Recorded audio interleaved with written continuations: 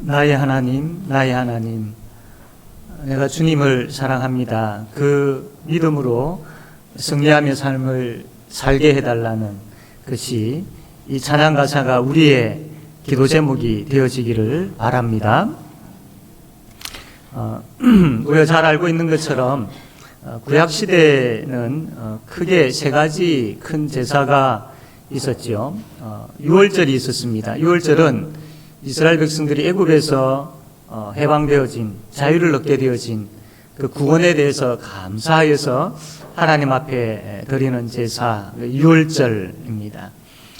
그리고 맥추절이 있죠.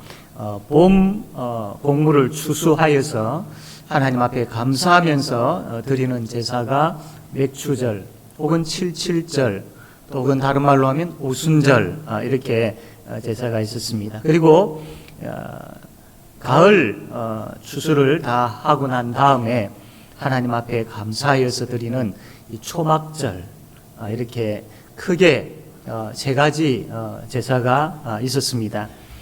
이스라엘 사람들은 이 유월절, 그다음 맥추절, 초막절, 이 절기가 되어지면 어김없이 하나님 앞에 이렇게 곡식을 가지고 와서 또 혹은 짐승을 잡아서 하나님 앞에 제사를 드렸습니다. 그러나 오늘 이 시대를 살아가는 우리는 곡물을 가져와서 흔들면서 제사를 드린다든지 짐승을 잡아서 제사를 드린다든지 그렇게 하지는 않습니다. 그럼에도 불구하고 우리가 이렇게 맥추감사 주일 이렇게 지키는 이유가 뭐냐면 그 절기에 대한 정신이 있습니다. 하나님께서 왜 이 절기를 지켜야 되는지, 왜 꼭 이 절기를 지켜야 하는지에 대한 그 하나님께서 원하시는 뜻이 있습니다. 그 정신은 우리가 계속해서 오늘날까지 이어져야 되고, 그 정신에 따라서 우리는 맥추감사 주일을 지키는 것이죠. 그렇다면 오늘 우리가 맥추감사 주일을 맞이하여서 우리가 지켜야 할 그 정신이 무엇일까요? 이 맥추감사 주일을 통하여서 하나님께서 우리에게 요구하시는 것, 우리가 지켜야 할 것, 그 정신이 무엇이겠습니까? 두 가지로 살펴보려고 합니다. 첫 번째로는 하나님의 은혜가 아니면 우리는 안 된다라는 정신입니다. 하나님의 은혜가 아니면 우리는 안 된다. 이 정신을 우리 맥추감사 주일을 지키면서 이 정신을 우리는 가져야 됩니다.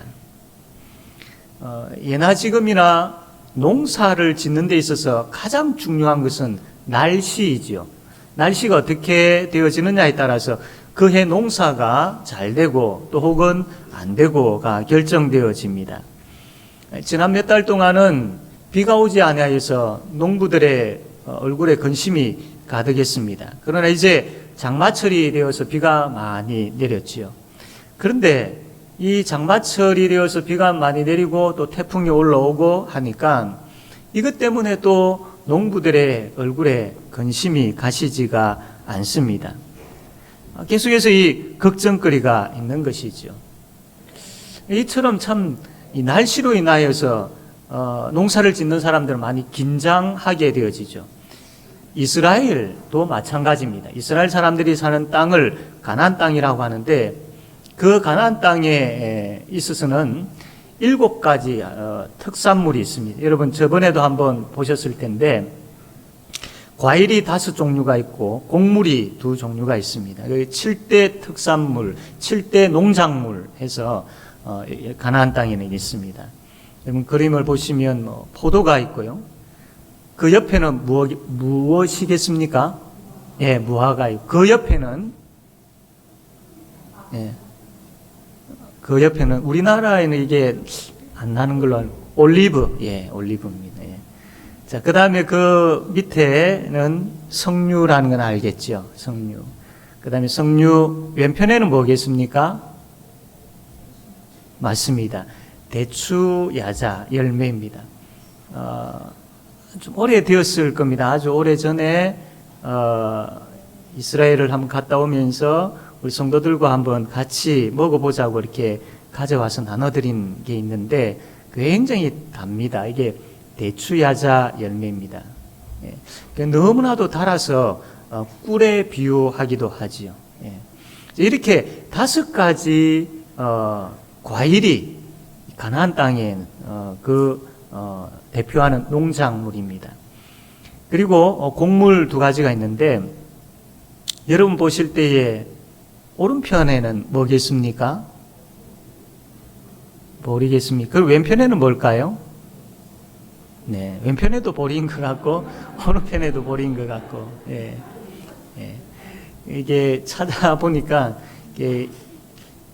실제적으로 이게 좀 가져와서 이렇게 보여드리면서 하려고 했는데 과일을 이렇게 마트 가서 찾아도 과일이 없더라고요. 그래서 또 밀이나 이렇게 보리를 어떻게 하나 그냥 식당에 혹시 보리가 있으면 한 주먹 훔쳐와가지고 한번 보여드릴까 뭐 이렇게 생각했는데 없어서 이제 사진으로 찾았는데 밀을 찍으니까 오른편에 이렇게 사진이 나오더라고요. 오른편에 있는 사진이 이렇게 밀로 이렇게 되어 있고 왼편에가 이제 보리라고 이렇게 되어 있습니다. 그래서 2가지 곡물은 가나안 땅에 유명한 2가지 곡물은 보리와 밀입니다. 보리와 밀. 그래서 이렇게 5가지 과일과 2가지 곡물을 해서 가나안 땅의 농작물 7가지인 것이죠. 근데 이 7가지 농작물에 있어서도 마찬가지입니다. 날씨가 너무나도 중요합니다. 이게 밀 있는데 이 밀을 이제 추수를 하고 그래서 감사해서 드리는 그 절기가 바로 맥추절인데 이 맥추절 그 밀을 추수하기 전 7주간이 있습니다. 7주간. 이 7주간에는 특별히 날씨가 굉장히 중요한 역할을 합니다. 다른 때도 마찬가지지만 이 밀을 추수하기 바로 7주간 전, 맥추절을 지키기 바로 7주간 전 날씨가 너무나도 중요합니다. 왜냐하면 이때는 그 위에 나와 있는 그 과일의 나무의 가지에 이 꽃 몽우리가 생깁니다. 꽃 몽우리가 생기는 때이기 때문에 만약에 이때에 이제 어떤 날씨가 되어져야 되느냐면 이때 아주 건조한 따뜻한 바람이 불어줘야 됩니다. 그래야 이제 이 따뜻한 바람이 건조하고 따뜻한 바람이 불어줄 때에 그 바람으로 인하여서 꽃가루들이 막 날려가지고 주위에 있는 그 꽃들과 수정을 하게 되어져서 거기에 이제 과일이 생기게 되어지는 것이죠. 그런데 만약에 이 때에 따뜻한 그런 그 건조한 바람이 불지 아니하고 아주 좀 차가운 비구름이 섞여 있는 바람이 불게 되어지면 이 과일 농사는 수정이 안 되어 가지고 과일 농사는 망쳐버리게 되어집니다. 뿐만 아니라 또 이 시기에 이 밀이 한 3분의 1 정도 연그러져 있습니다. 이때는 반대로 약간 차가운 비구름이 섞여 있는 바람이 불어줘야 됩니다. 그래야 이 밀이 아주 전분이 가득한 단단한 그런 그 밀알을 만들게 되어지죠. 만약 이때 차가운 그 바람이 비구름이 섞여 있는 바람이 불지 아니하고 그냥 건조하고 뜨거운 바람이 불어버리게 되어지면 밀농사는 그에는 망쳐버리게 됩니다. 그냥 한 해 과일농사, 밀농사 망치는 것, 다음에 잘하면 되지. 여러분 농사를 지어보신 분들 또 과수원을 해보신 분들은 아시겠지만 1년 농사를 통해서 1년을 먹고 살게 되어지지 않습니까? 과거에는 더 했지요.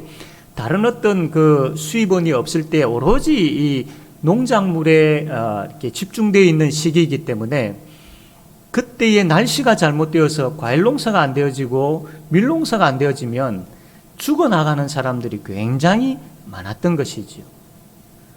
그래서 이 밀을 거두어 들이기 전에 7주간 날씨는 이 농부들에게, 특별히 가나안 땅에 살고 있는 농부들에게 있어서는 굉장히 중요했던 겁니다. 그러면 이게 비구름이 섞여 있는 그 차가운 바람이 불면은 과일 농사가 망치게 되어지고, 이 기간대에 또 따뜻한 그 메마른 바람이 불게 되어지면 이때에 밀농사가 망쳐버리게 되어지고, 뭐 어떻게 해야 될까요? 어떤 바람이 불어야 이 농사가 잘 되어질 수 있을까요? 지도에 보게 되어지면 이게 가나안 땅인데 저기 왼편에 지중해라고 되어 있죠. 그 지중해 위쪽에서 차가운 바람이 부는데 지중해에서 오는 바람이기 때문에 비구름이 섞여 있는 바람입니다. 그리고 이 이스라엘 저 밑에 쪽에는 사막이 있습니다. 사막에서 바람이 올라올 때는 뜨거운 건조한 바람이 올라오게 되어지죠. 그러니까 이 두 개의 바람이 잘 불어줘야 되는데, 특별히 이 7주간 때는 이 바람이 불으면 과일 농사가 안 되고, 또 저 바람이 불으면 밀 농사가 안 되고, 참 난감한 가운데 있는 것이죠. 그러면 가장 적합한 것은 어떤 날씨일까요? 7주 중에 맨 먼저 첫째 주간에는 비구름이 섞여 있는 그 바람이, 차가운 바람이 불어주고, 나머지 6주간은 아주 따뜻한 건조한 바람이 불어주게 되어지면 과일 농사도 잘 되고 밀 농사도 잘 되는 겁니다. 그러면 이것이 풍작을 이루어서 그들이 배불리 먹고 살 수 있게 되어지는 것이죠. 그런데 여러분, 그걸 알면은 이제 어떻게 해야 되겠습니까? 어떻게 할 수 있겠습니까? 인간이 날씨를 어떻게 조절할 수 있던가요? 없죠. 없습니다. 날씨에 있어서 인간이 할 수 있는 것은 아무것도 없습니다. 그냥 이게 첫째 주간에는 좀 차가운 그 바람이 불어주고 나머지 6주간은 따뜻한 바람이 불어주면 참 좋겠는데, 이런 마음밖에 더 가질 수 있겠습니까? 날씨를 어떻게 인간이 조절할 수 있겠습니까? 아무것도 할 수 없죠. 날씨에 있어서 인간이 할 수 있는 것은 아무것도 없습니다. 하늘만 쳐다볼 수밖에 없죠. 다르게 이야기하면 하나님께서 한 주간에 이러한 차가운 북동풍을 불게 하시고 나머지 6주간에 따뜻한 남동풍을 불게 하시면 그러면 되는 것이죠. 날씨에 있어서는 하나님께서 주관하시고 하나님의 손에 달려 있는 겁니다. 그래서 하나님만 바라볼 수밖에 없는 것이죠. 이 7주간에 정말로 난감한 북서풍이 불어주고 남동풍이 불어주고 해야 되는 이 부분들에 있어서 왜 하나님께서 이 가나안 땅에 이러한 난감한 상황을 만드셨는 줄 아시겠습니까? 이것을 통하여서 하나님께서 이스라엘 백성들에게 이야기하시고자 하는 것이 있는 것이죠. 너희들 나 아니면 안 돼라는 이 말씀을 하나님께서 이 날씨와 농사를 통하여서 말씀하고 싶으신 것입니다.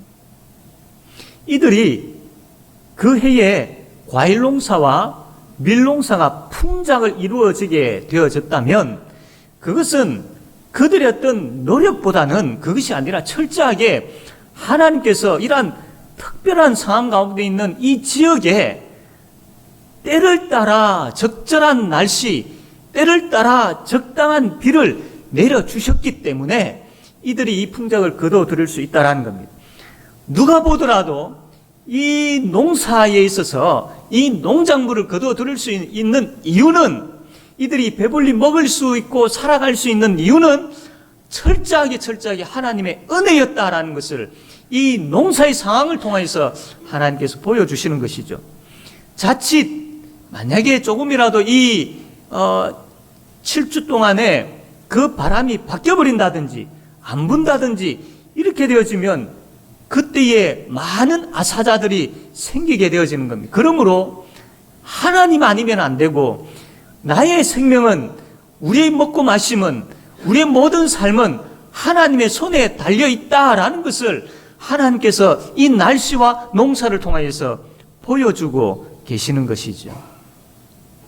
그렇기 때문에 이 7주간에 긴장되어지는 이 상황 속에서도 참 하나님께서 때를 따라 돕는 적절한 은혜를 베풀어 주셔서 농사가 잘 되어진, 그래서 7주간이 지나는 77에서 49일이 지나고 그 다음 날 오순절날 이들이 하나님 앞에 그들이 거두어들인 이 밀, 그 곡물을 가지고 하나님 앞에 나와서 예배드렸던 것이죠.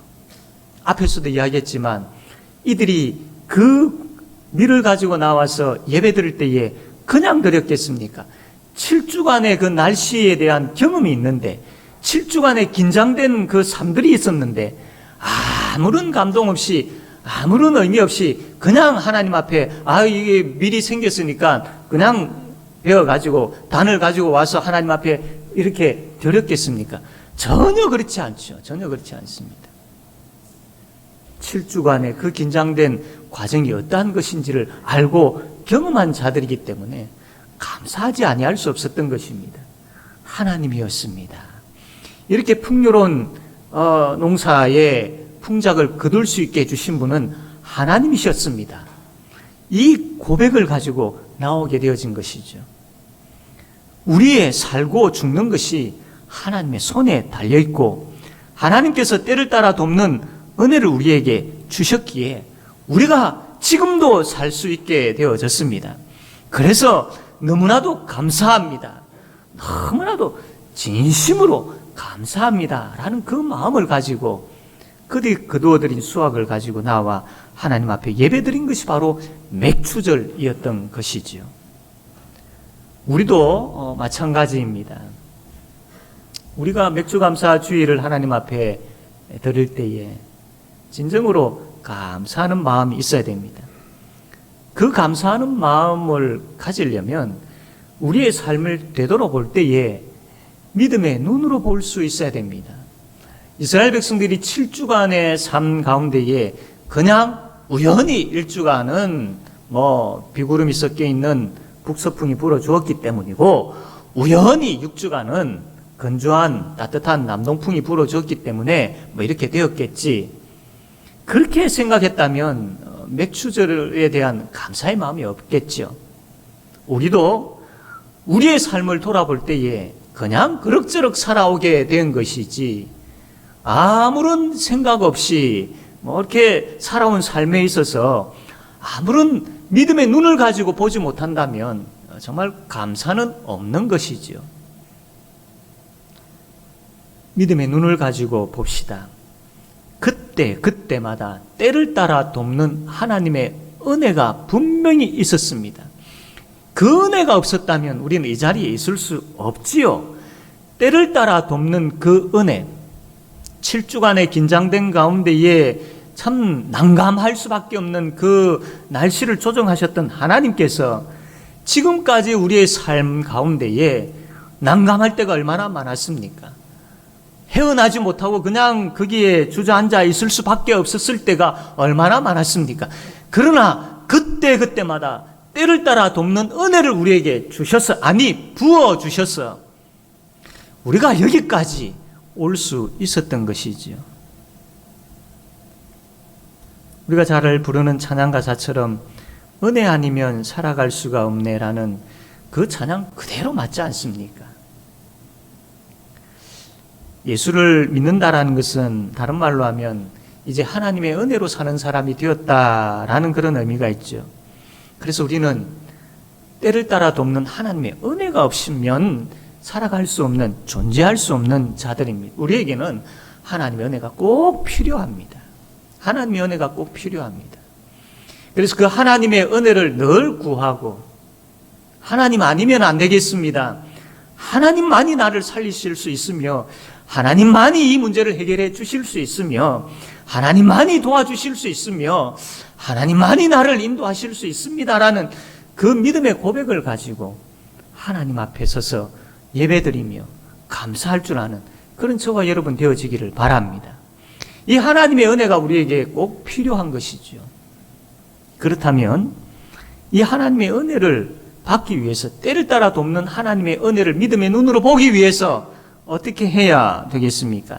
신명기 11장 13절에서 14절 말씀 보면, 내가 오늘 너희에게 명하는 내 명령을 너희가 만일 청종하고 너희의 하나님 여호와를 사랑하여 마음을 다하고 뜻을 다하여 섬기면 여호와께서 너희의 땅에 이른비 늦은비를 적당한 때에 내리시리니 너희가 곡물과 포도주와 기름을 얻을 것이요. 때를 따라 돕는 은혜를 얻기 위하여서 하나님께서 이 말씀을 하고 계십니다. 이게 신명기 말씀인데, 신명기 상황이 어떤 상황이냐면, 이제 애굽에서 나와가지고 광야를 거치고 난 다음에 이 모압 평야에 이제 모여 있습니다. 이제 조금만 있으면 가나안 땅으로 들어갑니다. 그래서 가나안 땅에 들어가서 이제는 농사를 지으며 살아야 했던 그 상황입니다. 그 시점에 모압 땅에 모여 있는 이 이스라엘 백성들을 향하여서 하나님께서 모세를 통하여서 이들에게 명령하고 이들에게 강조하고 있는 그 말씀이 이게 신명기 말씀입니다. 주로 무엇을 강조하고 계시느냐 하면, 이 이스라엘 백성들이 이제 가나안 땅에 들어가게 되어지면 농사를 지어서 이제 먹고 살아야 됩니다. 이들은 애굽에서 노예 생활을 했고 광야 40년의 생활을 했기 때문에 농사에 대한 부분들의 어떤 방법이나 어떻게 지어야 될지를 영 모르는 사람들이죠. 그래서 어떻게 합니까? 가나안 땅 사람들은 어떻게 농사를 지었는가? 이거 볼 수밖에 없죠. 여러분, 가나안 땅 사람들은 어떻게 농사를 지었을까요? 이 밀을 거두기 전에 7주간 이 날씨가 너무나도 중요하다는 것을 이 사람들도 알았습니다. 그래서 이것이 인간의 어떤 힘으로 되어지지 않는다는 것을 알았기 때문에 자기 나름대로 신을 만들고 그 신에게 엎드려 경배를 했던 것이죠. 그 신이 바로 바알과 아세라 신이었던 겁니다. 우리가 이렇게 풍장을 거둘 수 있는 것은 바로 이 바알과 아세라, 이 신이 우리를 도와줬기 때문이다. 우리의 농사에 흥하고 망하는 것은 바알과 아세라 이 신에 달려있다라고 생각하여 철저하게 이들은 바알과 아세라를 섬겼습니다. 그러면 이스라엘 백성들이 가나안 땅에 들어와 가지고 농사법을 배울 때 뭐부터 배우겠습니까? 바알과 아세라를 섬겨야 날씨가 잘 적당한 날씨가 주어지고 그것으로 인하여 풍족을 이룬다라는 것을 그들이 한번 보겠습니까? 그들은 하나님의 백성이기 때문에 쳐다도 보지 아니할 것이고 우상숭배 우자도 끄집어내어지지 아니할 것이다. 그렇게 생각되어집니까? 지금까지 우리가 애굽에서 나와가지고 광야 생활을 하면서 얼마나 하나님 앞에 불평한 이스라엘 백성들의 모습을 봅니까? 그들의 모습 보면 바로 우상숭배할 수밖에 없는, 바로 우상숭배하겠구나 짐작되어지지요. 하나님께서도 이것을 아셨던 겁니다. 그래서 이 모압 땅에서, 모압 평야에서 이들이 가나안 땅 들어가기 전에 하나님께서 우상숭배하지 마라, 그들이 그곳에서 농사 짓는 것을 우상을 통하여서 잘 되는 것처럼 그렇게 농사를 짓고 있는데 그거 담지 마라. 그거 아니다. 그거 아니다. 이 7주간의 삶 과정 속에서 날씨를 조절하고 너희들에게 먹을 것을, 입힐 것을 주는 분은 오직 여호와 하나님밖에 없다. 그러므로 너희들은 여호와 하나님의 말씀을 청종해야 된다. 그러므로 너희들은 여호와 하나님만을 사랑해야 한다. 그러므로 마음과 뜻을 다하여서 여호와 하나님만을 섬겨야 된다. 그러면 하나님께서 때를 따라 돕는 은혜를 베풀어 주셔서 너희들이 배부르게 먹을 수 있다. 이 말씀을 지금 하고 계시는 것이죠. 사랑하는 성도 여러분, 우리의 삶이 우리의 능력과 우리의 힘으로 되든가요? 안 되지 않습니까? 그렇기 때문에 때를 따라 돕는 하나님의 은혜가 너무나도 필요한 존재가 우리입니다. 그렇다면 때를 따라 돕는 은혜가 있어야 우리가 살 수 있다는 것을 안다면 어떻게 해야 되겠습니까? 하나님 찾아야 되지요. 하나님 매달려야 되지요. 그 방법에 있어서 여기 세 가지 이야기를 하고 있습니다. 첫째로 여호와의 말씀을 청종하라. 여호와의 말씀을 청종하라. 데살로니가 교회 성도들이 하나님의 말씀을 받을 때 사람의 말로 받지 아니하고 하나님의 말씀으로 받았다라고 하지 않았습니까? 그렇습니다. 하나님의 말씀을 받을 때 청종해야 됩니다. 경청해야 됩니다. 하나님께서 지금 나에게 말씀하시고 있다. 하나님의 말씀으로 받을 수 있어야 됩니다. 하나님의 말씀으로. 사랑하는 성도 여러분, 하나님께서 나에게 말씀하실 때에 그 말씀을 듣기 위하여 집중하고 경청하려고 하는 그 노력이, 그 애씀이 있습니까? 이것은 어떤 그 행위에 대한 이야기가 아니지요. 하나님 바라보고 하나님 의지하는 그 이야기를 하고 있습니다. 하나님밖에 없습니다. 나를 살리시는 분은 하나님밖에 없습니다라는 그 이야기를 하고 있습니다. 하나님밖에 없습니다. 하나님 아니면 안 됩니다라고 이야기하는 사람의 모습은 그분의 말씀을 청종할 수밖에 없는 것이죠. 그분의 말씀을 청종하는 자가 때를 따라 돕는 은혜를 갈급하는 자이며 그러한 자에게 하나님께서 풍족하게 채워주시는 것입니다. 하나님의 말씀을 청종하려고, 경청하려고, 들으려고 믿음의 귀를, 믿음의 가슴을, 믿음의 삶을 살아가는 그런 우리가 되어지기를 바랍니다. 또 한 가지는 오직 여호와 하나님만 사랑하라 라고 말씀을 하고 있습니다. 우리가 살아가는 가운데에 하나님 사랑합니다 라고 얼마나 많이 고백합니까? 그 고백이 좀 진짜로 고백해 보아라. 진심으로 고백해 보아라. 예수 십자가의 그 사랑이 얼마나 큰 사랑인지를 분명히 깨달아 알아서 그 감격을 가지고 나도 주님 사랑합니다라고 진짜로 한번 고백해 보아라 라는 것이죠.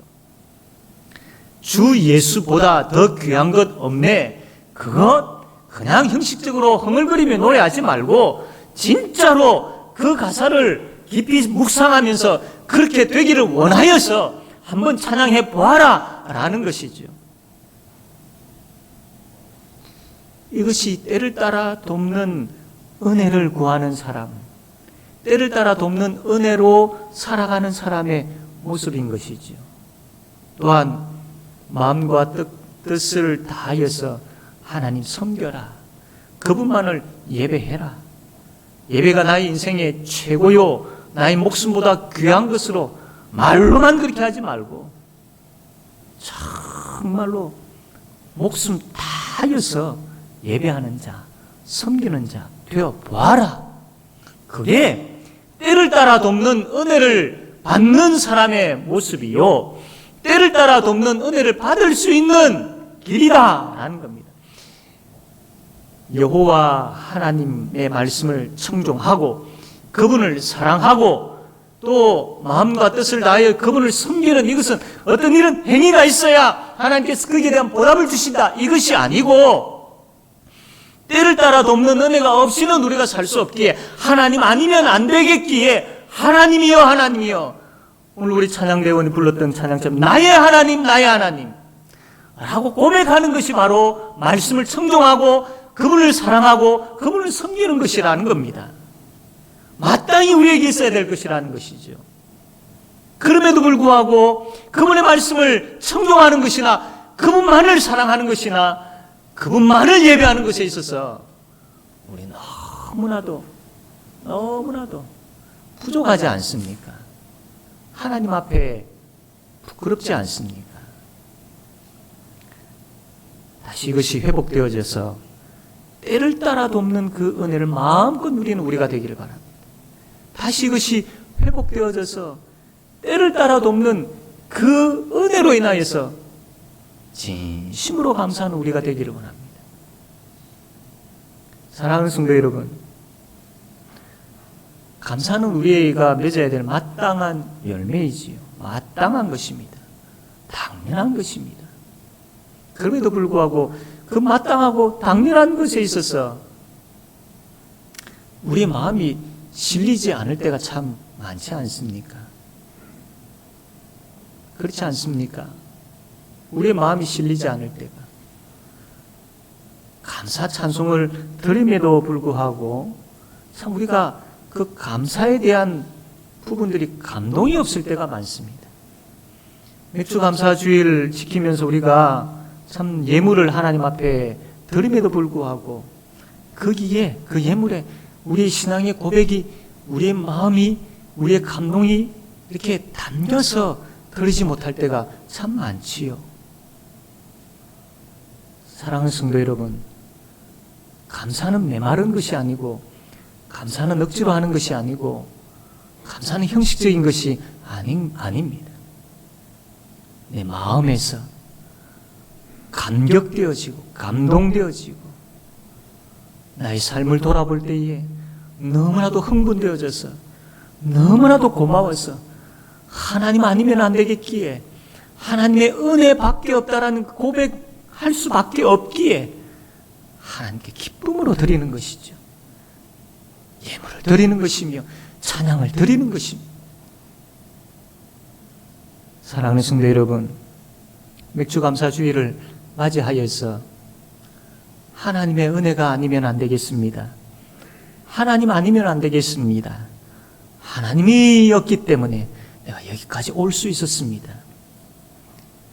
이것을 믿음의 눈으로 깊이 생각하고 믿음의 가슴으로 이것을 받아들여서 정말로 감동이 있는 감사, 진짜 감사, 감격이 있는 감사 하나님 앞에 드릴 줄 아는 그런 우리 모든 성도님들 되어지기를 주님의 이름으로 바랍니다. 아멘. 이 시간 우리 말씀을 생각하면서 함께 기도하기를 원합니다. 하나님, 메마른 감사가 아니라 내 가슴이